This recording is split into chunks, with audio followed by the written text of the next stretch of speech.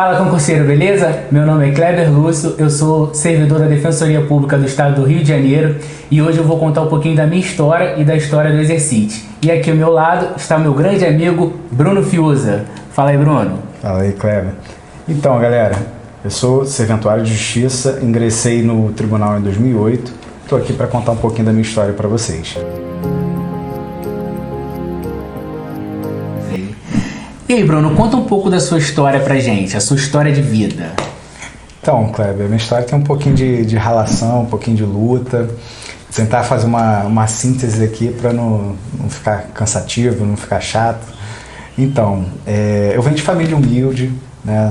Meus pais são vendedores, vendiam salgados e bolos, e por coincidência era lá no próprio tribunal, sabe? Lá no Fórum da Capital. Então, desde criança, desde moleque, eu andava por lá, e mais ou menos com uns 13 anos de idade, a situação ficou meio apertada, meio complicada, e aí meu pai teve a ideia, eu tive a ideia, porque eu já conhecia, de começar a vender e ajudar, contribuir, porque meus pais sempre incentivaram para os meus estudos e dos meus irmãos, então sempre pagaram um colégio pra gente, sabe, sempre teve isso bem definidinho, o que era a meta dele, que era isso, a prioridade era o estudo. Exatamente, priorizar o estudo. E acabou dando certo, assim, eu com 13 anos comecei a vender, deslanchei, falava pra caramba. Hoje em dia eu não falo tanto não, sou mais comedido, mas na época eu era quase um burrinho do Shrek, né, falando pra caramba.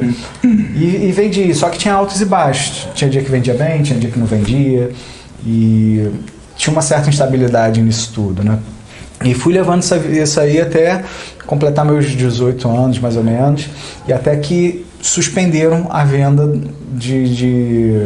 dos produtos lá dentro, e aí foi proibido e tal. E aí a gente ficou nessa, e agora, né? Qual é mais uma instabilidade, né? E agora? O que a gente vai fazer? E meu pai conseguiu um local de venda lá na Justiça Federal, né? Parece até que a justiça já era um caminho a ser trilhado, né? Então a gente foi vender na Justiça Federal e tal, e também da mesma forma que eu recebia lá no TJ, apoio dos servidores. Ah, bacana. Né, falando, não, estuda para concurso, cara, segue essa linha, é bem bacana, bem... Aí eu fui absorvendo, fui internalizando isso, né? E eu falei, vou estudar para concurso, agora, é esse caminho que eu quero.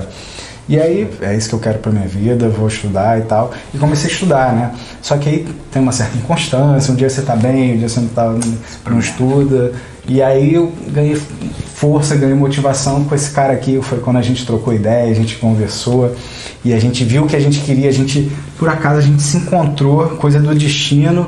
A gente já se conhecia, né? Mas assim, eu não ia com a cara dele, eu não ia com a minha. Normal. A gente se conhecia. E, cara, eu falei, que legal, você quer isso, eu quero, vamos estudar, vamos. E juntou, né? Fluiu. Foi o momento. E, beleza, eu comecei a estudar, ele me dando força, só que aí pintou uma proposta depois para trabalhar numa empresa de telemarketing, tá?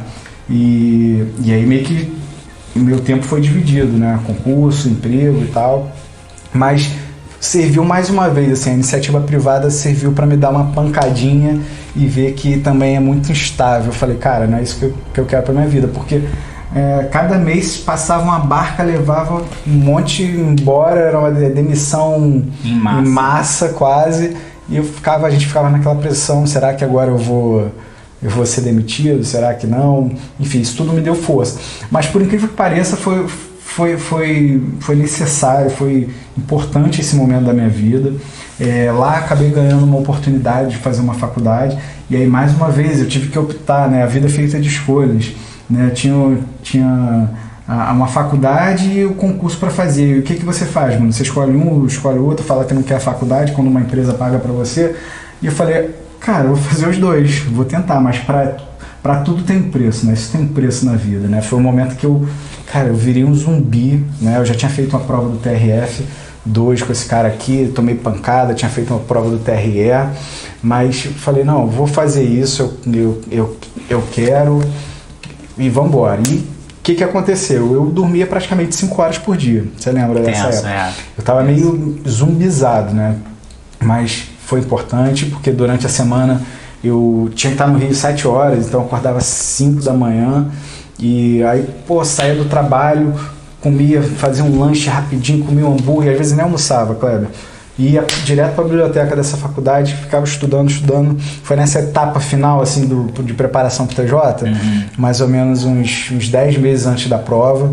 E, cara, eu dormia muito pouco, porque eu chegava da faculdade, era quase 11 e, meia-noite já tinha que estar dormindo para acordar cedo de novo. Mas no fim de semana, compensava uma luta e valeu muito a pena, assim. Foi a reta final, foi o sprint final pro TJ de 2008 e graças a Deus deu tudo certo. Veio a minha nomeação e o momento mais gratificante, o momento mais bacana disso foi quando eu recebi a minha classificação. Olhei na internet, corri e saí gritando lá pros meus pais: pai, mãe, passei e tal, não sei o quê. E aí eles vieram, me abraçaram, a gente chorou, né? Eu consegui dar uma força maior para os meus pais nesse momento. Muito bom, e foi bacana. É isso. Muito bacana, né? Cara. E assim, eu acho que essa história de luta tem que servir para muita gente, né? Tem que ser acho que para ninguém porque cada um tem a sua vida, assim. Nem sempre vai ser fácil para cada um, porque a gente sempre espera um momento perfeito, uma hora perfeita, nunca vai ter. Mas nunca vai ter, gente. Nesse nunca vai ter. Se tá fácil, tá errado. Se tá fácil, tá errado, né? É sempre luta. Cada um tem a sua história, mas, enfim, para quem tá na batalha aí, a minha sugestão é determinação, persistência, força de vontade e HBC. Horas de bunda na cadeira. Tem que ter. É básico. Isso aí. Valeu, galera. É isso. Muito bom, parceiro.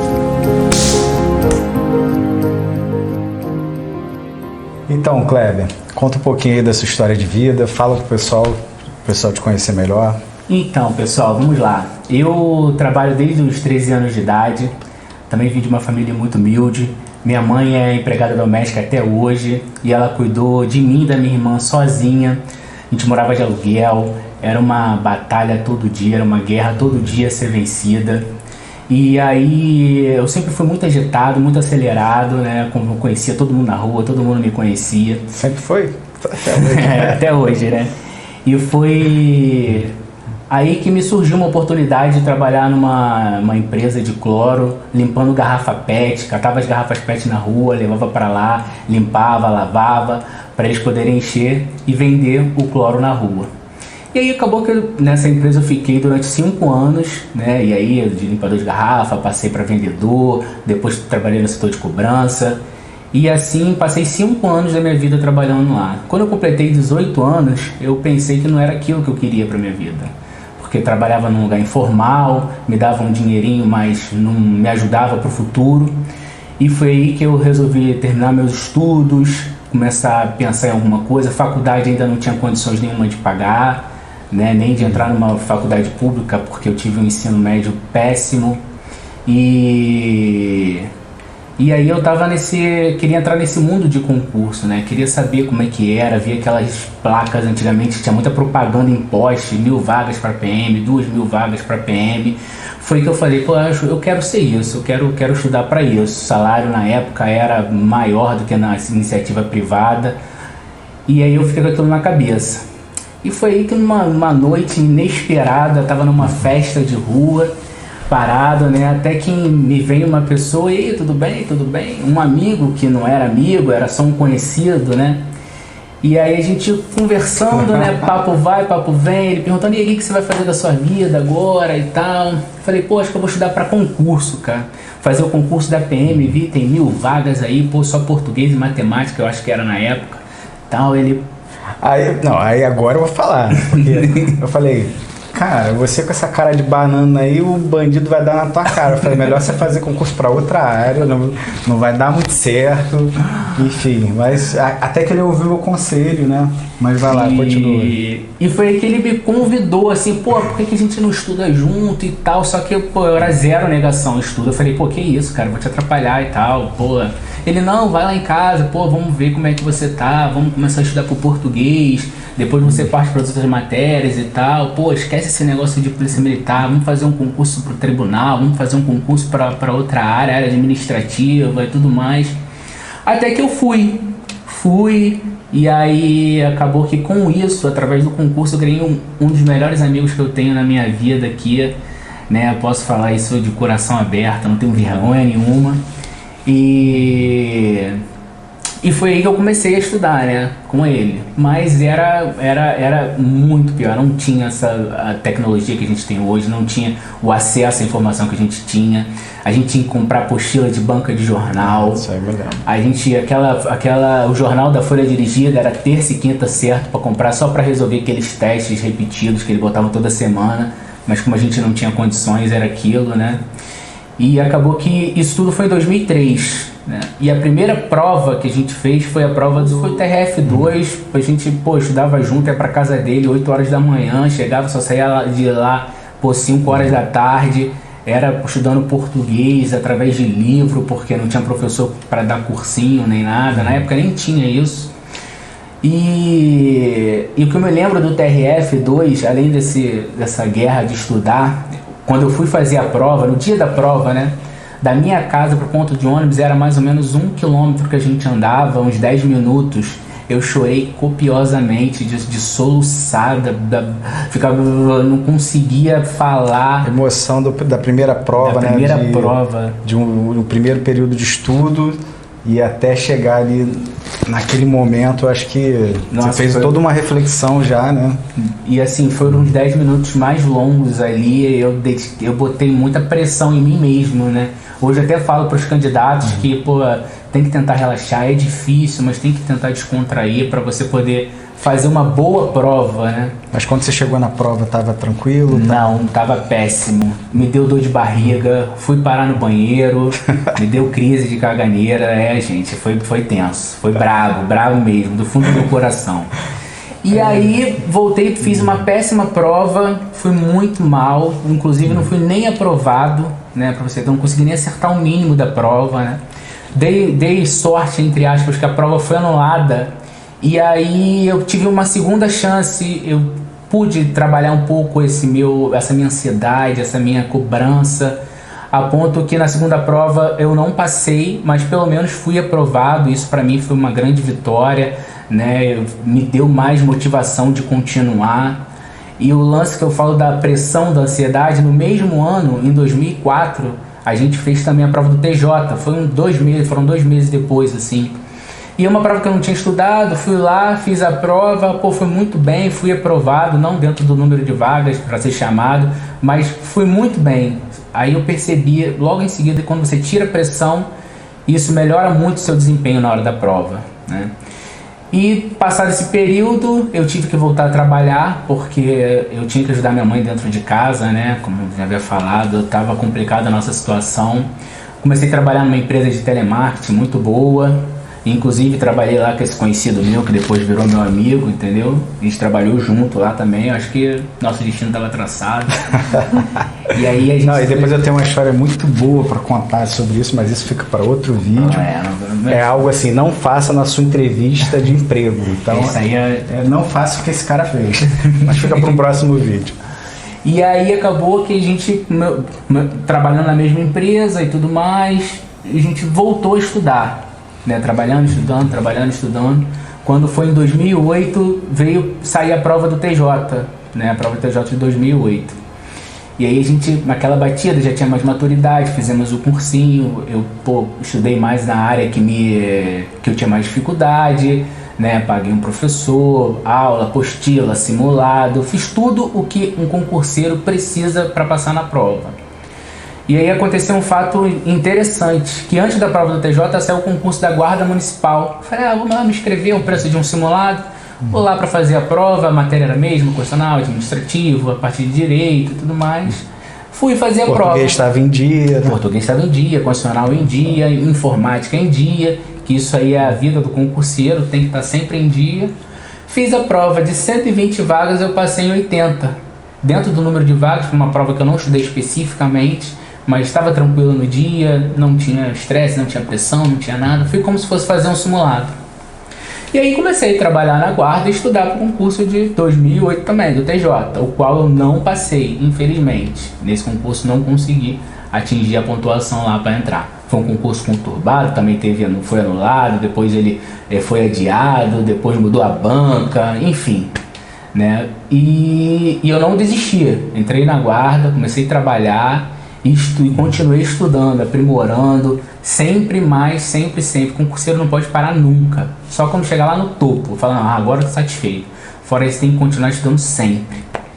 E quando foi em 2010, saiu o concurso da Defensoria. Primeiro concurso da Defensoria, 350 vagas, era vaga pra caramba, aquela correria toda.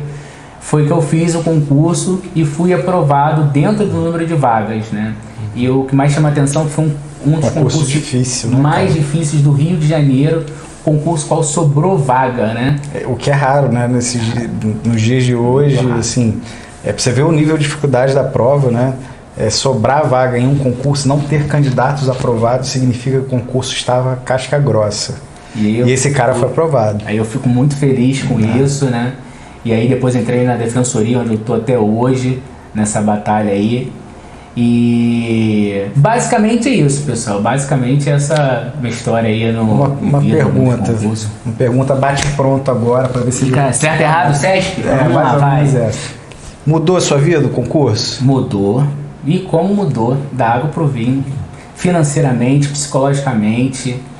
Se eu não tivesse no mundo do concurso hoje, nem sei onde eu estaria. Deu uma tranquilizada na sua vida? Deu uma tranquilizada. Hoje eu ajudo minha mãe, graças a Deus. Ela é orgulhosa de mim. Isso é importante. Meus amigos que sempre me ajudaram também. Sabia da minha luta, os professores. Então, assim, além desse cara aqui, eu tenho muitas outras pessoas para agradecer, muitas pessoas importantes. Meus professores que me incentivaram bastante. Minha mãe que não sabe nada de mundo de concurso, de estudar, mas sempre isso aí, meu filho, errou, tenta de novo. E continua estudando. Minha esposa me ajudou muito, que ela também é concursada, me ajudava a estudar, me incentivava, deixava de sair, ficava ali comigo batalhando. Enfim, é muito gratificante quando você tem seu nome lá no Diário Oficial, começa a trabalhar no que você gosta, ajudar pessoas, servir ao público, né? Que esse é o grande objetivo também, além da estabilidade e tudo mais. Então, basicamente é isso, cara. Basicamente é isso. Uma história bonita aí, cara. Eu sou muito grato por te conhecer. Você é meu orgulho em relação a isso. E você é meu ídolo, parceiro. Cara, é uma história... Um detalhe que ele não contou, quando ele trabalhava na empresa de Cora, assim, eu lembro dessa imagem até hoje, que eu cansei de ver esse cara pegando umas garrafas pesadas e não sei o que, e no final do dia, vamos lá, tô disposto para estudar. O cara chegava cansado, mas estava preparado para estudar, estava com aquela vontade. Isso vem na minha cabeça até hoje, e é uma história de vida, superação da qual eu me orgulho muito de contar para as pessoas, né? E de fazer parte. E de fazer parte, tá? Verdade. É importante nisso. Isso aí.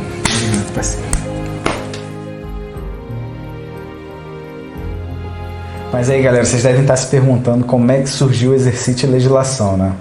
Pois bem, olha, desde que a gente estudou, sempre teve uma falta de questão de legislação específica no mercado. Era muito difícil, na nossa época era muito difícil achar questão para isso, e o estudo ficava muito na teoria, né? E uns amigos nossos que vão fazer esse concurso de 2020 estavam perguntando onde é que a gente encontrava, e eu falei, cara, não sei, tem que dar uma pesquisada aí no mercado.